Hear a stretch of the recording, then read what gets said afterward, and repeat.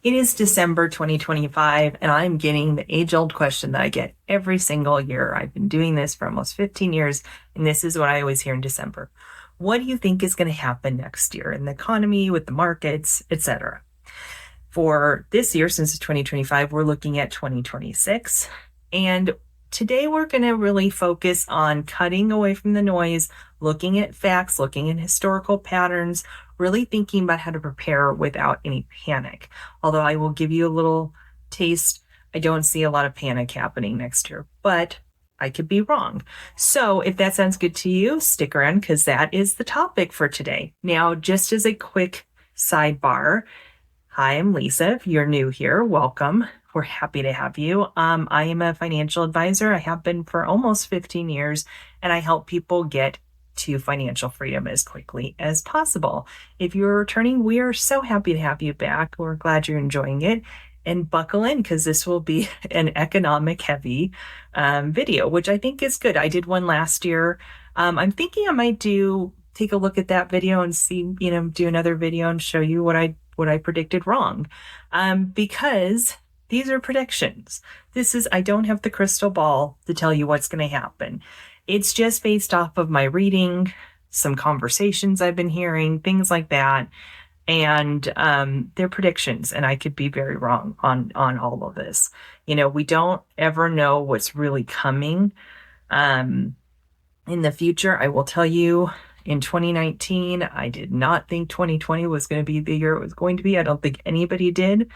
Even at the beginning of 2020 in January and February, when people were bringing up, oh, the market's not doing well, and there's this new virus, and what should we do about this? I thought this is, we've gone through SARS, we've gone through, but I was wrong.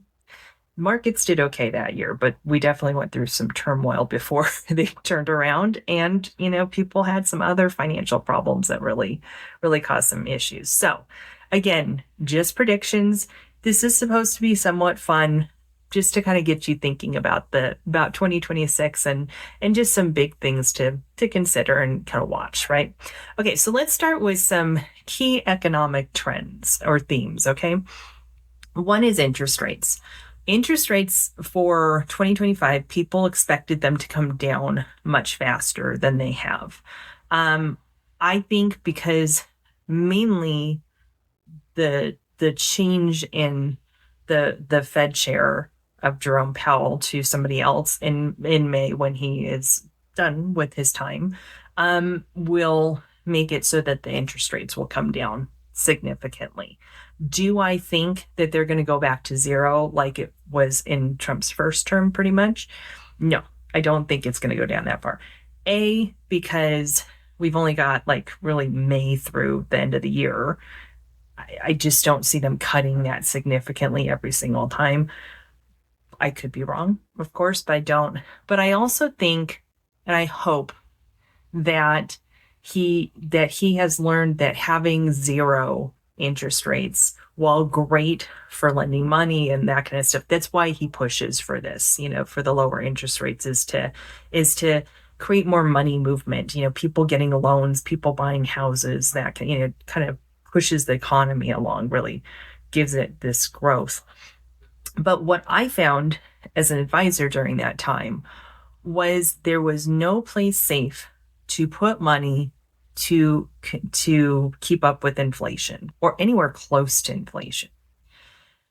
You couldn't put in high yield savings accounts. I mean, you could, but you were getting 0.4% versus, now we're in 3.5, 3.25. Of course that changes all the time, but you had no high yield savings accounts that really were producing anything that was keeping up with inflation. You didn't have really, the bond market was okay. It wasn't great. It's okay. I mean, actually, I should say it was okay. It was an okay market, but I wouldn't necessarily say that I think bonds are as safe as a high yield savings account or a U.S. Treasury, right? U.S. Treasuries, nobody was talking about investing in those because there was no yield on those. So I think the thing is that going to zero can hurt in terms of safe savings for people, because when there's nothing you can get off of safe money, you start to push it into the markets, which is definitely much more aggressive. So I'm really hoping that we don't just give up all safer, savings options in terms of keeping up with inflation, but we'll see. We got through it once, we'll get through it again if that's what happens. Okay. I think that the job market is going to cool.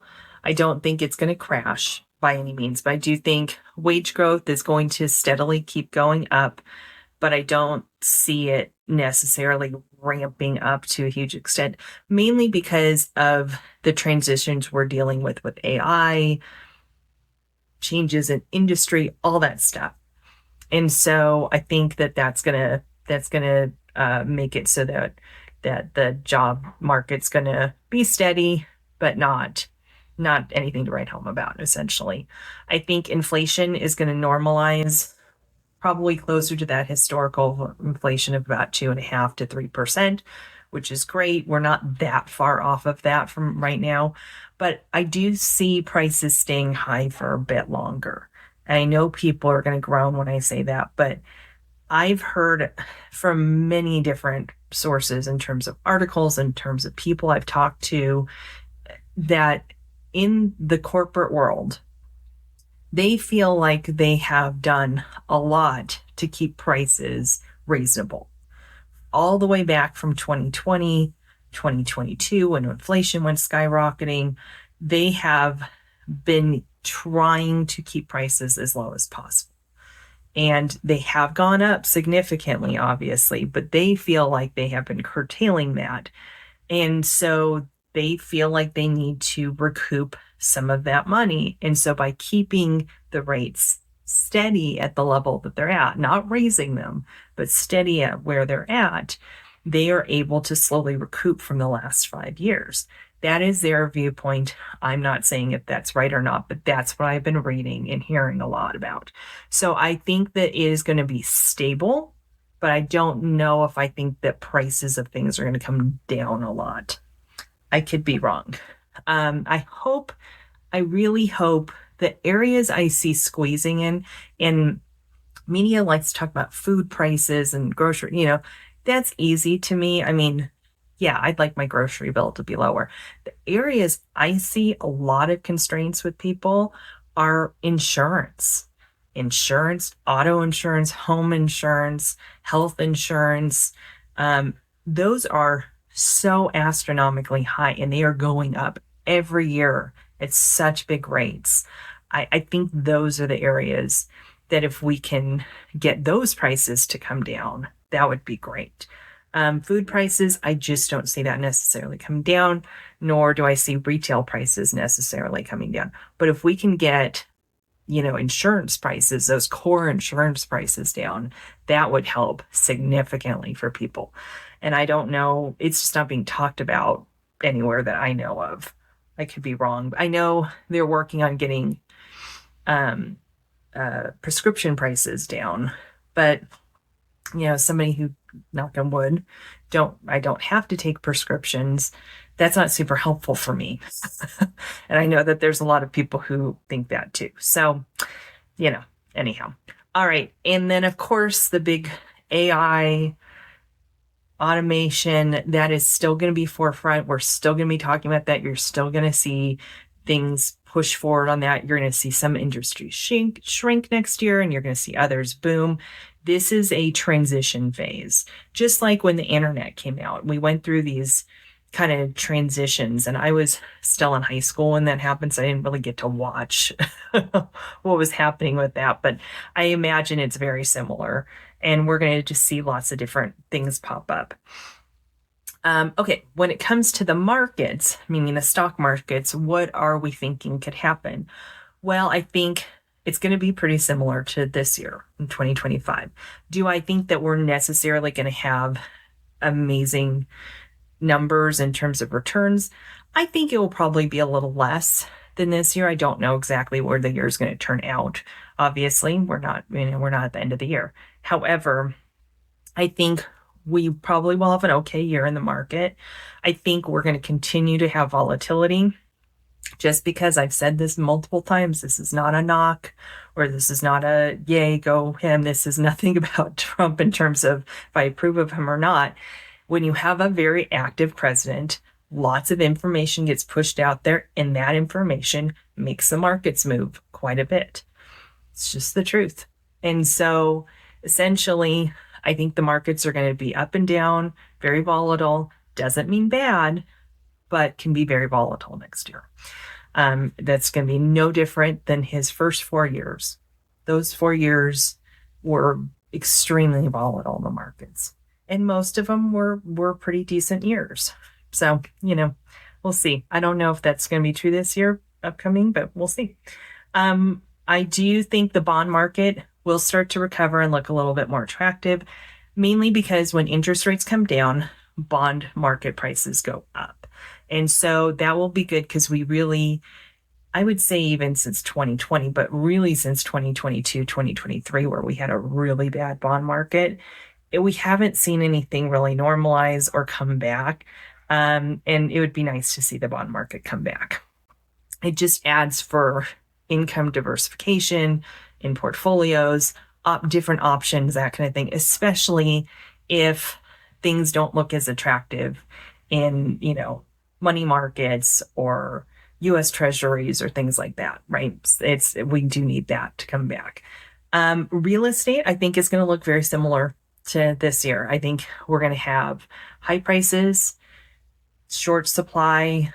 I think mortgage rates are going to edge down, but I'm not sure if that's necessarily going to open up the market more, mainly because I think that there's a lot of other issues going on. In terms of, we have another transition happening, which is a lot of baby boomers are retiring. And that could mean, I don't know what that's going to mean. We've talked about a lot, them moving to cheaper states that they can afford more off of a, fixed budget. I don't know if that's going to happen, actually. I think that people might just kind of stick it out at their home. Their home's paid off. They don't want to pay the capital gains. It's very possible people could stay in their homes rather than move, which I think a lot of people were expecting, and I'm not sure if I see that happening or not. I could be wrong. I have more people that are coming to me saying, we thought we were going to move, but we're not going to move, than the opposite. So that's kind of where I'm coming from. Okay, consumer trends. I think there's going to be a rise in what's called quiet wealth, which is less showy stuff, like less show of my wealth, but more savings. I'm really hoping the more savings part is right, because I feel like people are not saving as much as they should be, especially the younger generation.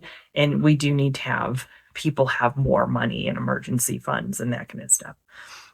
I think there's going to be a bit of a surge of the diversification of people in the stock markets, in investing, because I feel like Gen Z is going to start dipping their toe into investing, because when you have people talking about investing, growing money, that kind of stuff pretty consistently, and it's talked about a lot in this administration, it just is, it starts to sink in and go, wait a second, what is that? Wait a second, how do I get involved with that? And especially, I think I was listening to, they were talking about the accounts for children that they passed in that bill, where, newborns are going to get accounts for themselves that have a certain amount of money. I don't know all the details on it. And then it's going to grow, and it could be this or that. And I could see Gen Z saying, what is that? Why would it look like that for a child? And start to dip their toe in. Also, with companies like Fidelity and Schwab and all of them making it so much easier for people to get involved in the market, not having to buy full shares of things. And those little things make such a big difference for people trying to dip their toe into the market. So I think it's very possible that the amount of people who are invested in the markets could become much more widespread, which is always a good thing in my opinion. I think financial anxiety is going to be there. just because it's a midterm year in terms of, midterm elections. A lot of, all Congress basically has to go up for election again. And you're going to hear people pointing fingers and saying, don't you feel horrible about where you're at? And I can make things better. And when people say, don't you feel horrible about stuff, you don't feel good about stuff. And so that messaging is going to be out from both sides a lot. So, I think people are going to internalize that a little bit, that things are so horrible. And maybe they are horrible, maybe they're not for them. But I think it becomes kind of internalized when the politicians talk about it. So I think people are going to be anxious next year for sure. And I think that there's going to be a big boom in freelancing, in business startups, just because I think interest rates are going to be brought down to a point that people feel comfortable getting loans and things like that help a lot in that. Okay. That is 15 minutes of talking about the economy. I hope you are still with me on that. Let's just go through a couple things that you can do to prepare for either great 2026 or a not so great 2026. This is stuff that you should be doing every year anyhow, in my opinion. One is to revisit your plan, both your short-term plan, like a 3 to 5 year plan, and your long-term plan. How are we doing? Where do we need to tighten up? Where do we need to diversify? Poking holes in it, seeing what helps it, what sinks it. All that stuff is really important. Reevaluate your goals, retirement, starting a business, any big purchases, that kind of stuff. Number 2 is to strengthen your cash flow. Try, as always, to eliminate high interest debt. I know people say, well, when interest rates come down, you can refinance it and everything. It's better just to get rid of debt if you can. It really is. When you refinance and go through all that, you're paying money oftentimes to do that. It can be a mess. So really try to eliminate high interest debt, including credit card debt. I'm starting to see that tick up with people I'm talking to. I don't like that. Do not have credit card debt. Try to pay that off every single month. And also emergency reserves. I'm starting to see people not have as much an emergency because they think the market's going to perform for them. Don't do that. Always have your emergency fund. I don't care if the market does 100% return next year. You should still have your cash reserves. And it doesn't matter if the interest rates fall on your high yield savings account and you're not happy that it's getting 1.5% versus 3.5% from last year. You still need to have an emergency fund. You do. I'm just saying that is really important to have. Invest consistently, even if it feels boring. So that dollar cost averaging idea of just dripping into the market consistently, even through uncertain times, try not to time the market moves. We're going to have probably really bad times in the market and maybe really good times in the market next year. That is what volatility is all about. Try not to make decisions based off of fear. Try to make it over a long-term plan, because so many people say, I'm retiring in 2 years, or I'm retiring in 5 years. I don't have time to make this up. You might be retiring in 2 years, but hopefully you're going to be living another 30 years. And you still have to participate in the markets in those times. You can't pull it out all into cash and sit on it, because then you're losing purchasing power every year. That's called inflation. So, you still have a long time horizon, even if you're retiring soon. So just keep that in mind when you're making investment decisions next year. Focus on skill growth and career security. With the shifts that are happening with AI, we don't know where that's going to land.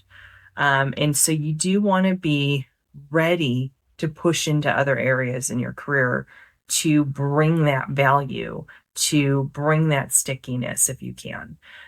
So I'm always going to say that. Protect yourself protect your future self. Take advantage of accounts that might be available to you. 401ks, SEPs, 403bs, HSAs. Really looking at estate planning and making sure that all of that's taken care of.